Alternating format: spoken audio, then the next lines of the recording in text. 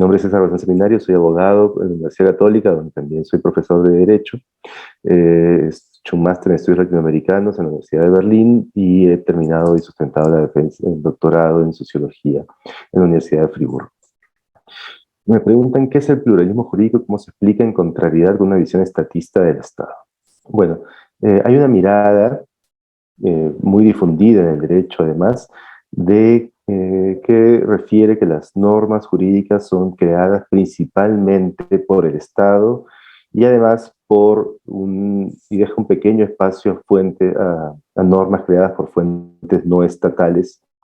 normas jurídicas creadas por fuentes estatales como la costumbre o los contratos, dependiendo de qué autores sobre fuentes del derecho revisemos.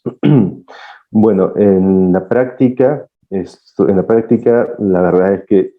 como suele suceder, la cotidianidad rebasa a lo que la teoría puede explicar, sobre todo si son teorías construidas a partir de realidades diferentes que se aplican aquí en el Perú.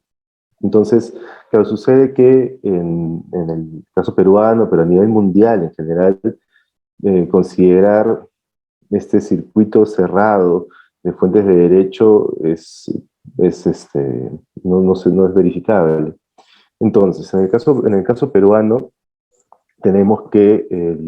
a partir de digamos, el reconocimiento y a partir de las diferentes luchas de los movimientos sociales y de estrategias políticas, efectivamente, de quienes detentan de la potestad de dictar normas, controlan las fuentes del derecho, es que se han reconocido la posibilidad de que tengan un propio derecho y de que se aplique un propio derecho a organizaciones que no están tradicionalmente entendidas en este sistema de fuentes del derecho. Y ahí tenemos, por ejemplo, a las rondas campesinas, a las comunidades nativas, a las comunidades campesinas, pensando en lo que dice el artículo 149 de la Constitución, y además pensando en el artículo 169, perdón, el convenio 169 de la Organización Internacional del Trabajo. Tenemos también a los pueblos indígenas, es decir, una serie de colectivos que tienen derecho, a los que se le ha reconocido el derecho a tener su propio derecho, en coordinación, efectivamente, con otras, digamos, con entidades del Estado encargadas de producir y aplicar el derecho. El artículo 149 de la Constitución reconoce a las comunidades campesinas y nativas, literalmente lo dice así, con el apoyo de las rondas a administrar justicia, aplicando sus usos y costumbres con un determinado límite territorial y también teniendo como límite los derechos fundamentales. Entonces vemos que esto abre la puerta a que colectivos que no son considerados tradicionalmente en el sistema de fuentes del derecho sean incorporados en el sistema de fuentes del derecho. Ahora bien, pensando en estos colectivos que pueden administrar justicia y en otros órganos, en otros actores que pueden administrar justicia autorizados efectivamente por la Constitución y las diversas leyes, sumamos a la justicia de paz. La justicia de paz son jueces en el campo que son elegidos por votación popular, por la propia comunidad a la que pertenecen, por los propios integrantes de la localidad a la que pertenecen, y no tienen la obligatoriedad de aplicar el derecho, son jueces que no son remunerados, y además no tienen la obligación de aplicar el derecho estatal, mejor dicho, el Código Procesal Civil, el Código Procesal Penal, derecho civil, derecho penal, sino que resuelven de acuerdo a sus usos y costumbres frente a la Constitución, lo que significa básicamente plantean aplicando otras normas jurídicas diferentes propias de sus determinadas localidades. Y entonces tenemos a las rondas campesinas, a las comunidades campesinas, a las comunidades nativas, a los jueces de paz, como actores de este pluralismo jurídico, de esta autorización a que se administre justicia de acuerdo a reglas diferentes del derecho estatal. Y en realidad, cuando uno se pone a hacer números, a calcular, los actores que administran justicia por parte de la administra justicia con estos otros derechos son en número mucho más que los actores que administran justicia en el Poder Judicial. Por hablar directamente de los jueces, de los actores que tienen jurisdicción. Estos otros actores, de los actores estatales que tienen jurisdicción. Estos otros actores no estatales, propios del pluralismo jurídico, también tienen jurisdicción. Y aquí tengo, por ejemplo, comparto con ustedes este mapa, donde lo naranja es jueces ordinarios, lo azul es jueces de paz, el amarillo comunidades campesinas y verde comunidad nativa. Aquí faltaría ronda campesina. Agarremos cualquier lugar, por ejemplo, el Loreto. En Loreto hay 59 jueces ordinarios, 133 jueces de paz, 122 comunidades campesinas y 938 comunidades nativas. Todos estos actores tienen jurisdicción, tienen capacidad de administrar justicia, resolviendo el conflicto, aplicando determinados principios, realidad de cosa juzgada y obligatorio cumplimiento. Entonces, claro, la mayoría no son jueces ordinarios. Aquí agarremos un lugar más urbano. Pensemos en Arequipa. 166 personas son jueces y juezas, 232 personas son jueces y juezas de paz, y 112 son comunidades campesinas. Es decir, mucho más en número, en actores y actoras de administración de justicia, que aplican un derecho diferente al derecho producido por el Estado, autorizado además por las propias normas. Y bueno, este mapa lo pueden encontrar en la página web de la ONAJU, de la Oficina Nacional de Justicia y de Paz en Justicia y Cultura. Es un mapa dice mucho de cómo está estructurada la administración de justicia y, claro, del pequeño espacio que tiene la justicia estatal o la justicia del Poder Judicial en comparación con el amplio espacio y la amplia cantidad de personas que administran justicia a través de aplicar otro derecho, otros derechos en plural incluso. Aunque sí, efectivamente, los jueces y las juezas del Poder Judicial tienen sí un mayor poder, un mayor alcance en zonas urbanas, donde el poder económico y político es mucho mayor que el de las zonas rurales. Bueno, el pluralismo jurídico es este reconocimiento, este entendimiento que en un determinado territorio no solamente un tipo de derecho es el vigente, el aprobado, sino que en un determinado territorio hay varios derechos que se aplican y conviven entre ellos, que los sujetos están reguladas por varias formas y varios tipos de derecho. Y este reconocimiento, esta pluralidad jurídica, es decir, que en un solo territorio varios derechos están vigentes, es reconocido a través del pluralismo jurídico, como ya les comenté, en el caso peruano, a través de esas normas, el 149 de la Constitución, el convenio 169 de la OIT. ¿Cómo cuestiona el pluralismo jurídico al concepto Estado de Derecho? El concepto de Estado de Derecho se ha ido forjando en la tradición europea, occidental, del norte global, durante muchos años y ha tenido diferentes tradiciones, digamos, ¿no? El État de droit, o el Rechtsstaat, o el Rule of Law, son maneras de comprender Estado de Derecho con diferencias, pero que básicamente apuntan a que se limite el poder del gobernante, el poder del Estado, que sea limitado a través de reglas jurídicas que eviten las arbitrariedades que puedan cometer el gobernante. Entonces, este concepto de Estado de Derecho tiene un componente grande de que las normas jurídicas limiten el poder del Estado y posteriormente se le incorporan otros elementos, otros componentes, como que no sea solo una limitación del poder del Estado, sino también una limitación de los propios ciudadanos y ciudadanas, que las normas jurídicas representen una limitación también a las arbitrariedades que puedan cometer las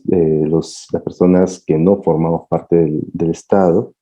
y además la protección de derechos fundamentales como digamos, como un punto neurálgico en las normas jurídicas en general y en la mirada del Estado además. Y para hacer cumplir estas normas, digamos, para limitar la actividad del Estado, limitar la actividad de los ciudadanos, evitar arbitrariedades, este poder absoluto, es que se otorga a entidades también del Estado la oportunidad o la competencia, mejor dicho, para cumplir, hacer cumplir las normas. Y hacer cumplir las normas, además, si es que no se cumplen de manera espontánea, generando coerción.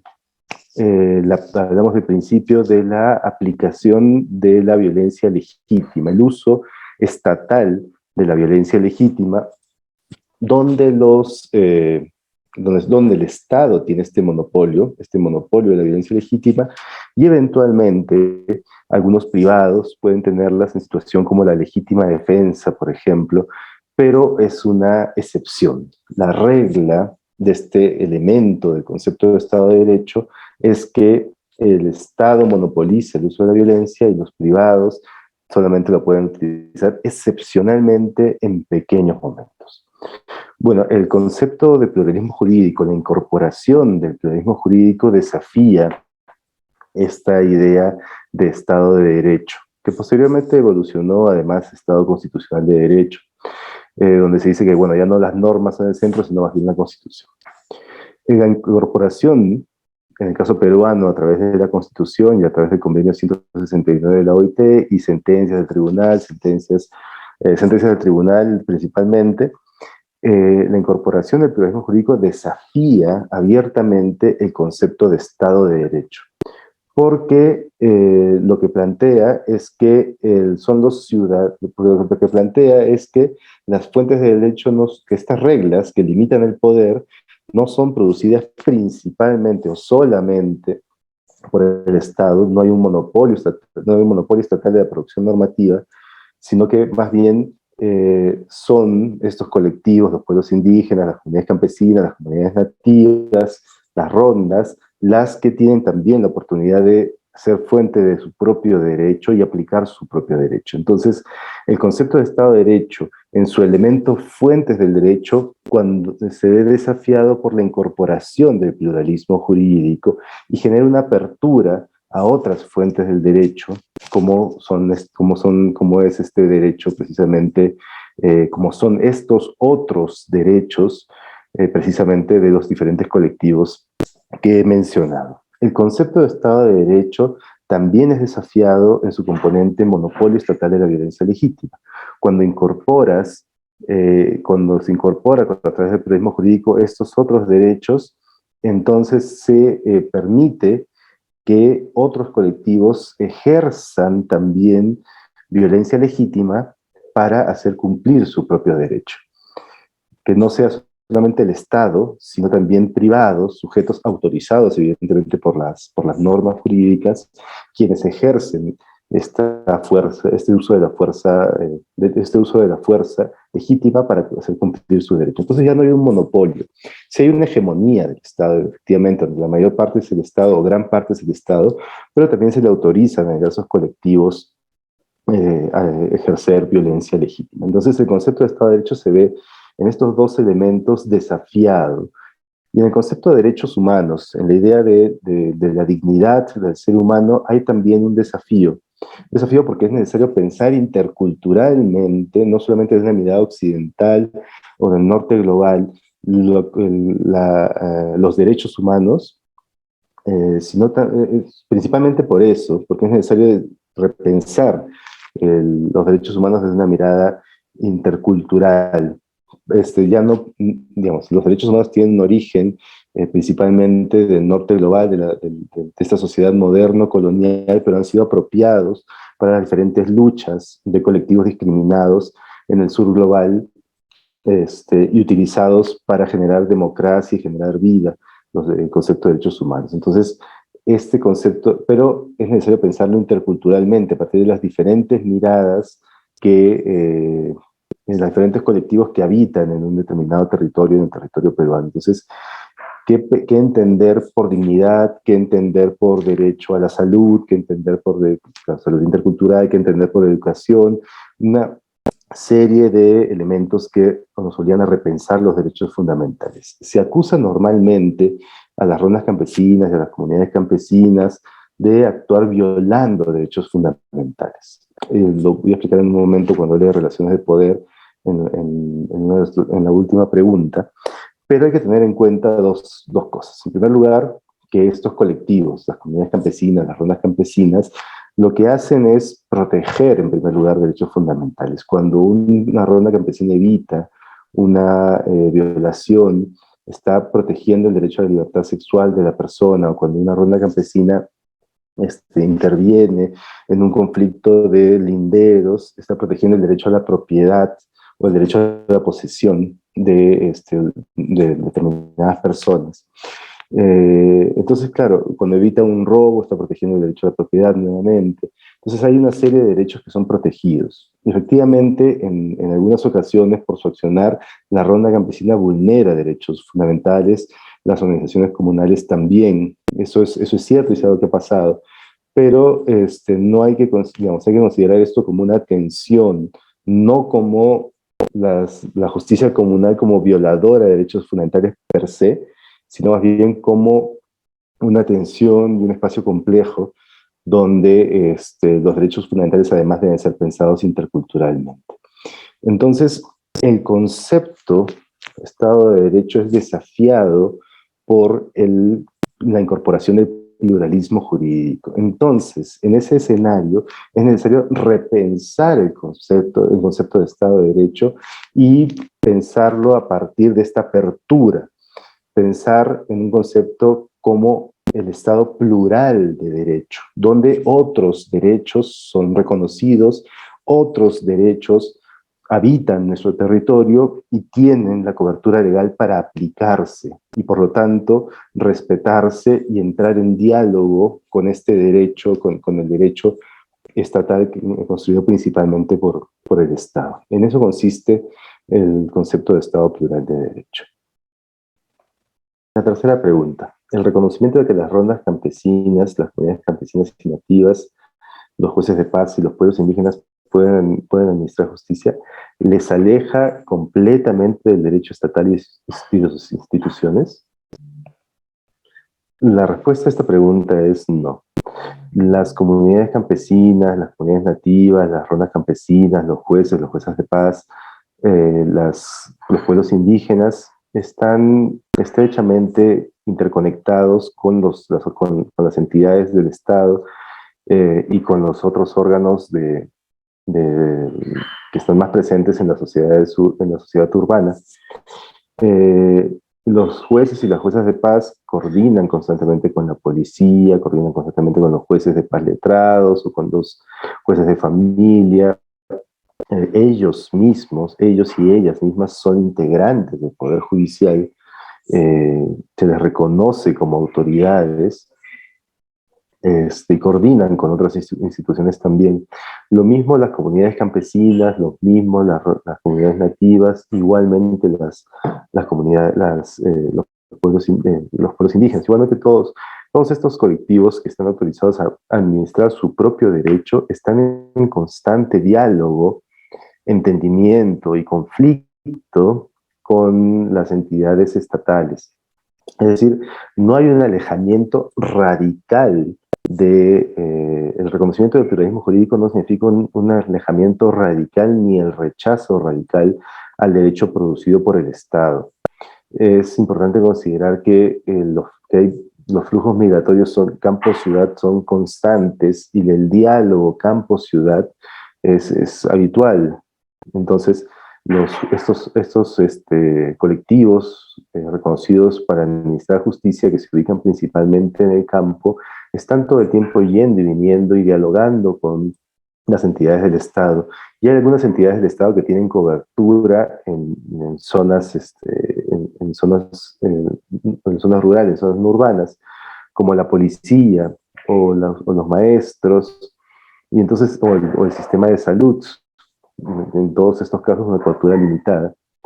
Pero y claro, y entonces con esas instituciones están en constante diálogo los actores y las actoras de la justicia comunal. Quiero recordar además que no es necesario, quiero recordar además esta relación en la fundación de las rondas campesinas, en la primera ronda campesina. Esto que puede conocerse como el mito fundador de las rondas campesinas, que es que en un caserío de Cuyumalca, a fines de los años 70, salieron por primera vez a rondar eh, campesinos, personas que trabajaban en el campo,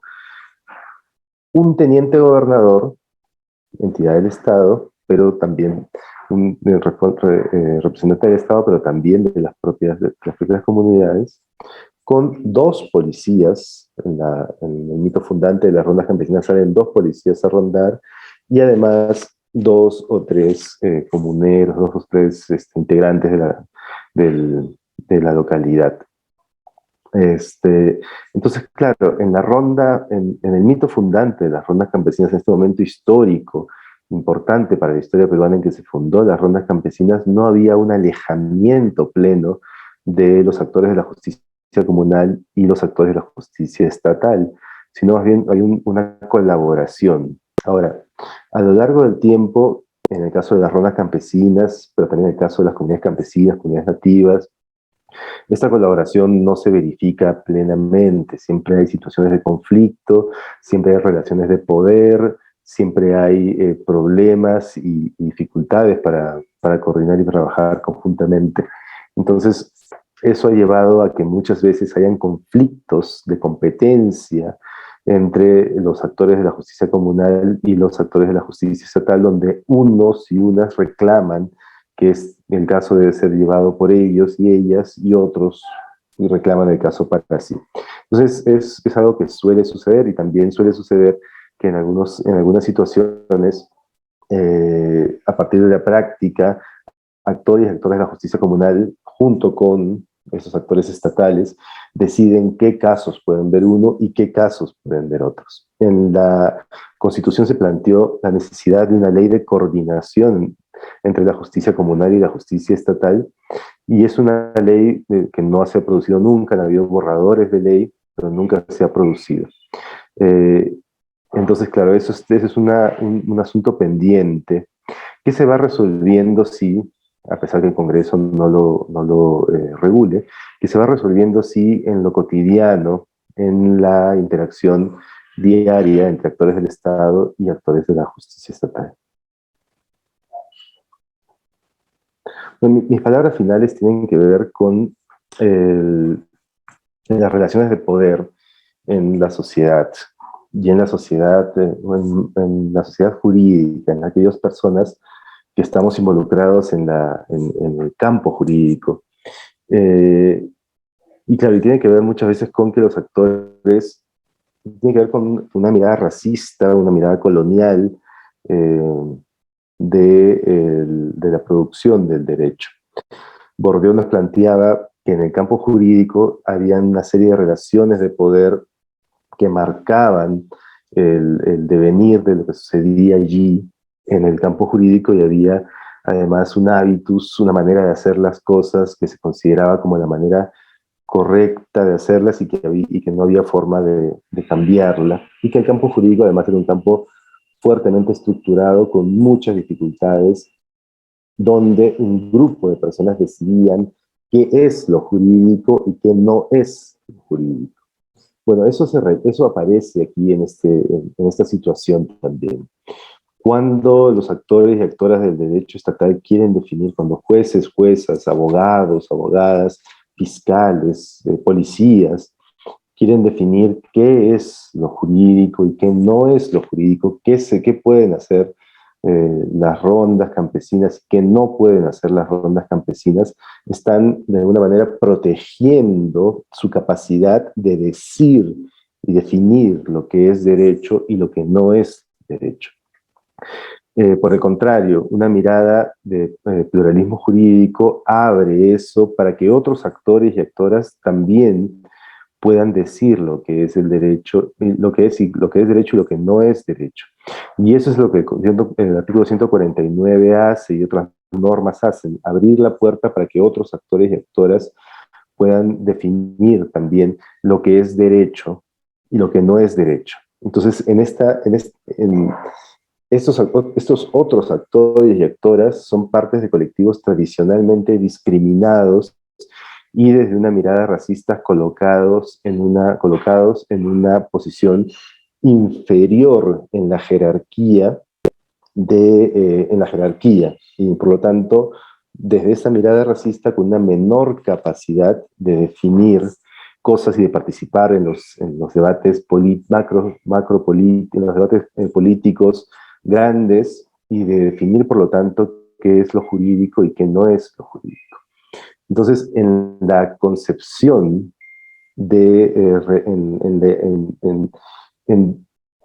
cuando se relega a las comunidades campesinas, a las comunidades nativas, a las rondas campesinas, a los pueblos indígenas, cuando se les niega su derecho reconocido en las normas del Estado de administrar justicia de acuerdo a sus propios usos y costumbres, de acuerdo a su propio derecho, muchas veces hay allí una mirada racista, clasista, que los coloca fuera de la capacidad de decidir. Ahora bien, dentro de las comunidades campesinas, de las rondas campesinas, dentro de la justicia de paz, en la vida en comunidad, se reproducen muchos de los problemas que también aparecen en las sociedades más urbanas. Es decir, hay prácticas patriarcales, hay luchas de poder, hay un propio racismo, hay propio clasismo. Es decir, las comunidades y los pueblos peruanos, las comunidades y los pueblos rurales no son sociedades perfectas, están muy lejos de serlo. Son sociedades discriminadas, son sociedades relegadas, y dentro de ellos, dentro de estos grupos, también hay jerarquizaciones y problemas que uno tiene que reconocer y si uno mira esto desde fuera de esas comunidades, tratar de despercudirse de una mirada racista e identificar el propio racismo cuando está conversando con ellos y ellas, para tener un entendimiento mejor de cómo es este derecho que ellos producen, cómo es la vida en sociedad, en estas sociedades, y también de los problemas y las relaciones de poder y de las víctimas de esas relaciones de poder en aplicación de ese propio derecho de la justicia comunal. Es un tema complejo, que no se soluciona, no se soluciona diciendo, bueno, esos son los incivilizados y estos de aquí los civilizados. Esta división histórica latinoamericana de civilización y barbarie no es para nada útil al momento de tratar de entender cómo funciona el derecho o los derechos en nuestra sociedad. Y por lo tanto, cuando un investigador o una investigadora se aproxima, cuando un abogado o una abogada se aproxima a estos otros colectivos, tiene que hacer un trabajo primero de identificar en sí mismo, en sí misma, sus sesgos racistas, sus sesgos clasistas, sus sesgos patriarcales, sus sesgos coloniales, modernos, sus sesgos modernos coloniales, para poder comprender de mejor manera e interactuar de mejor manera con estos actores y actoras que son autoridades, y eso es importante resaltarlo, los jueces de paz son autoridades, los integrantes de las rondas campesinas son autoridades, las y los integrantes de las comunidades indígenas y pueblos indígenas son autoridades de la justicia comunal. Y entonces en ese reconocimiento de su posición de autoridades, de actores legitimados para hablar y decir derecho, es que con ese reconocimiento nosotros tenemos que aproximarnos y tratar de entender y convivir. No es parte de estar en una sociedad plural, o parte de vivir en un mundo plural, donde las sociedades uniformes básicamente no existen.